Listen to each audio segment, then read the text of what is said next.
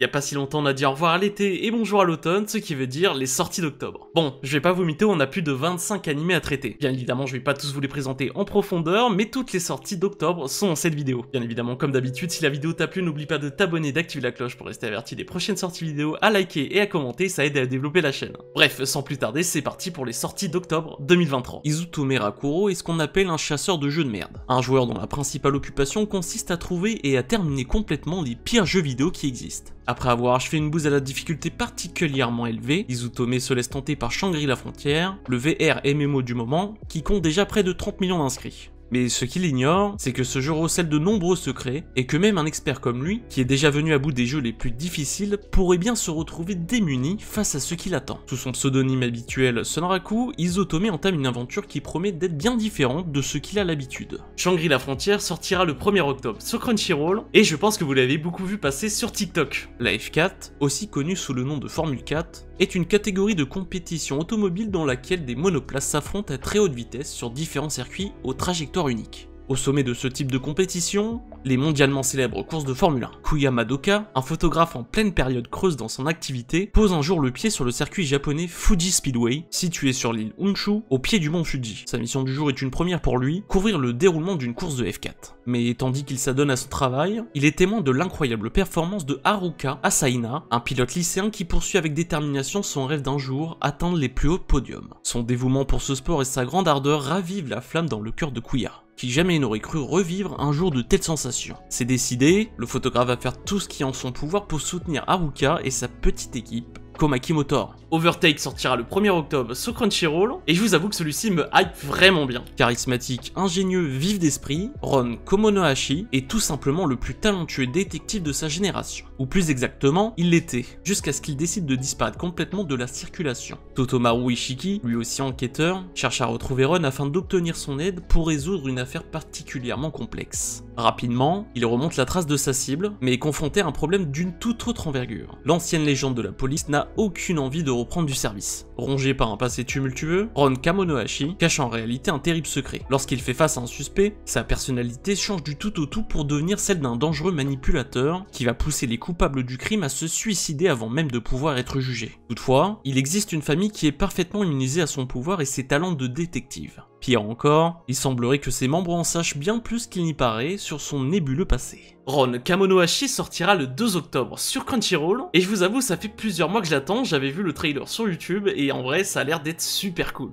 Après avoir abandonné sa couverture de Michael Konk lors du tournoi Bushin, Shadow a de nouveau fait étalage de sa toute-puissance face à Beatrix et Iris, complètement dépassés par le cours des événements et par la mort du roi d'Oriana, avant de retourner se dissimuler dans l'obscurité pour préparer ses projets futurs. Dans cette seconde saison, Sid, toujours au bon endroit au bon moment, se rend au plus profond de la cité de l'anarchie, où se trouve la reine sanglante, un terrible vampire en sommeil depuis d'innombrables années. Bien décidé à être présent à l'heure de son réveil, il enfile son costume de Shadow, mais est pris pour cible par les trois plus grandes puissances de la cité, Juggernaut le tyran, Yukime le renard spirituel et Crimson le vampire. Comme si cela ne suffisait pas, les membres de Shadow Garden arrivent eux aussi sur les lieux, tandis que leur fatidique du réveil de la reine approche à grands pas. The Eminence in Shadow saison 2 sortira le 4 octobre sur ADN, donc j'espère qu'on va pas être déçus, et moi le premier, car en vrai la saison 1 était incroyable. Après avoir mis un terme aux viles manigances du vicieux Kyo, il est temps pour Naofumi, Raftalia et leurs camarades de reprendre leur aventure là où elle avait été laissée. Naofumi, désormais vicomte suite à ses exploits face à Eraiki, a pour projet de se réinvestir corps et âme dans la lutte face aux vagues. Toutefois, de nombreux nouveaux problèmes l'attendent. À commencer par l'éveil du phénix, une autre bête gardienne provoquée par la disparition de la tortue spirituelle. Face à cette menace d'une toute autre ampleur, le monde a plus que jamais besoin du héros au bouclier. Mais comme si cela n'était pas déjà suffisamment compliqué, les trois héros semblent avoir disparu suite à leur cuisant échec dans la bataille face à Reiki. Alors, afin de renforcer les défenses de Melromark, en prévision du terrible affrontement à venir, Naofumi décide de rechercher les membres dispersés du village de Lurolona et se rend sur les terres de Zeltobl, où il apprend que certains d'entre eux ont été vendus comme esclaves. Pour les libérer et obtenir leur aide, il participe avec Raftalia et Philo à une arène de combat souterraine, tandis que les demi-humains cherchent le salut, Miné quant à elle a un nouveau mauvais coup dans l'ombre. Rising of the Shield Hero saison 3 sortira le 5 octobre sur Crunchyroll. Quelque temps après l'arrivée des beaux jours, un nouveau centre de formation d'aventuriers est en cours de construction non loin de la ville frontalière, et il se trouve que Goblin Slayer connaît bien le village qui se trouvait à cet endroit à l'origine. Rapidement, une nouvelle génération d'aventuriers en neuf fait son apparition à la guilde. Parmi les nouveaux venus se trouve un jeune sorcier hautain, dont le désir de ne chasser que des gobelins inquiète quelque peu l'hôtesse de la guilde, comme si son comportement lui rappelait quelqu'un. Bien vite, le garçon fait équipe avec le groupe et se rend dans un vieux mausolée pour s'occuper des gobelins. Seulement, le comportement de ce nouvel aventurier effronté pourrait bien causer de nombreux ennuis à nos amis.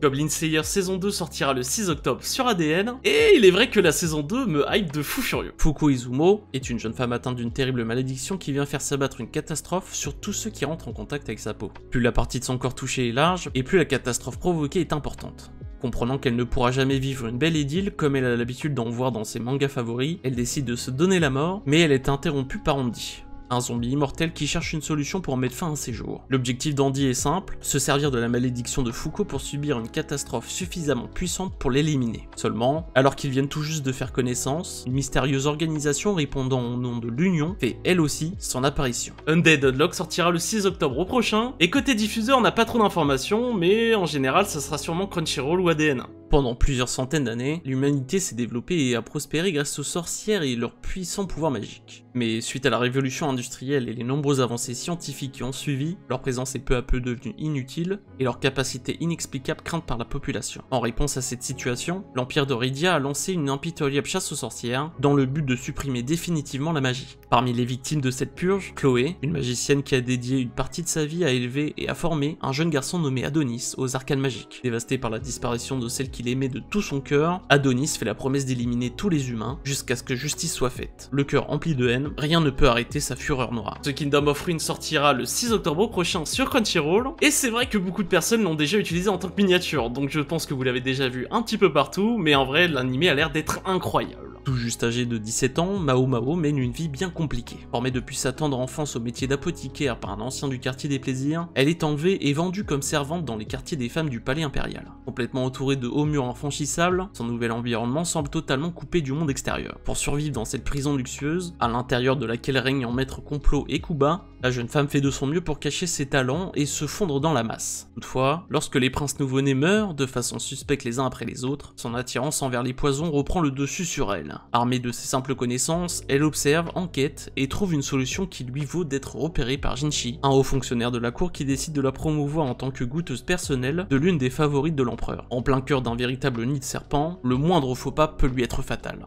Les carnets de l'apothicaire sortira le 21 octobre prochain sur Crunchyroll. Bon voilà, comme je vous ai dit, je vais pas vous présenter en profondeur tous les animés. Donc accrochez-vous bien, je vais vous donner une petite liste de tous les animés qui sortent encore. MF Ghost sur Crunchyroll le 1er octobre, Captain Tsubasa saison 2 sur Crunchyroll le 1er octobre, Chai sur Crunchyroll le 2 octobre, Migi et Dali sur Crunchyroll le 2 octobre, Tokyo Revengers saison 3 sur Disney+ le 3 octobre, The Ancient Magus Breed saison 2 partie 2 sur Crunchyroll le 5 octobre, Under Ninja sur Crunchyroll le 5 octobre, The Four Brothers of Yuzuki le 5 octobre prochain, It Was Not Your Dating Story le 6 octobre prochain, Spy Family saison 2 sur Crunchyroll le 7 octobre, Fortnite of Apocalypse sur Crunchyroll le 8 octobre prochain, Death Moon Dead Play partie 2 sur Crunchyroll le 9 octobre, After School Hanako-kun sur Crunchyroll le 10 octobre, Dr. Stone saison 3 partie 2 sur Crunchyroll le 12 octobre, Pluto le 26 octobre sur Netflix, et pour finir, moi quand je me réincarne en Smile OAV le 31 octobre prochain. Du coup voilà pour toutes les sorties d'octobre 2023.